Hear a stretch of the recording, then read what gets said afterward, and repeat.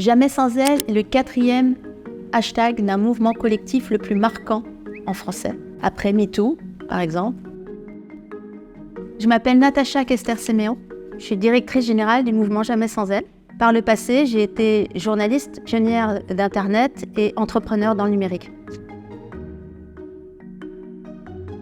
Alors, Jamais sans elle est un mouvement qui a été fondé en 2016, qui a une spécificité, c'est qu'il est fondé par des femmes et des hommes. Et nous sommes féministes universalistes, donc nous disons que le féminisme est un humanisme. Il y a 3 objectifs. Faire en sorte qu'il y ait davantage de femmes qui soient visibles. La représentation des femmes, sachant que les femmes sont la moitié de l'humanité. Ensuite, l'accès des femmes aux postes clés, c'est-à-dire aux cercles de décision diverses dans une entreprise ou une institution. Et changer les mentalités, les comportements. Le premier grand succès de Jamais sans elle, c'est d'avoir créé un déclic. Il y a, avant 2016, quand on voyait un plateau de télévision, une conférence, un article dans la presse où il n'y avait que des hommes, on ne le remarquait même pas.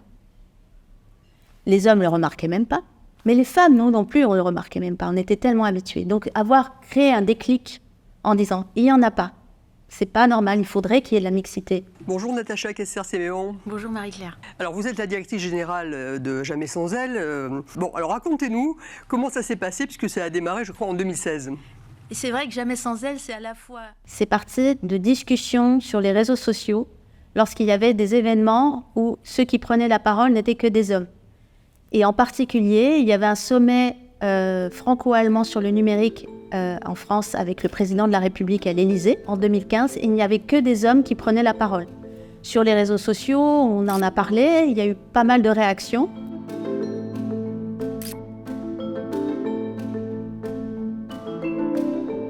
Suite à ça, on a eu l'idée, avec les fondateurs, que les hommes s'engagent à ne pas intervenir dans un événement public où il n'y a pas de femmes. Et dit, c'est là la force de l'engagement, s'il n'y en a pas, je ne participe pas.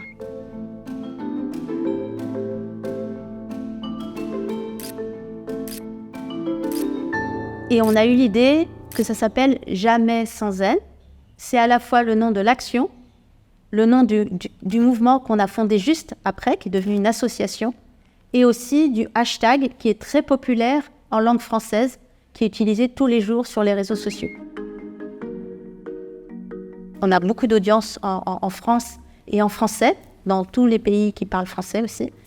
Aussi à l'international, les actions ont été reprises, et tout ça grâce aux réseaux sociaux. C'est vrai qu'on peut être indigné, être en colère, en faisant des constats, en se disant révolté, en se disant qu'il y a des injustices entre l'égalité, les femmes et les hommes, ou d'autres injustices dans le monde. Mais ce qui est difficile, et qui vous demande vraiment d'avoir une réflexion, c'est quels sont les moyens d'agir.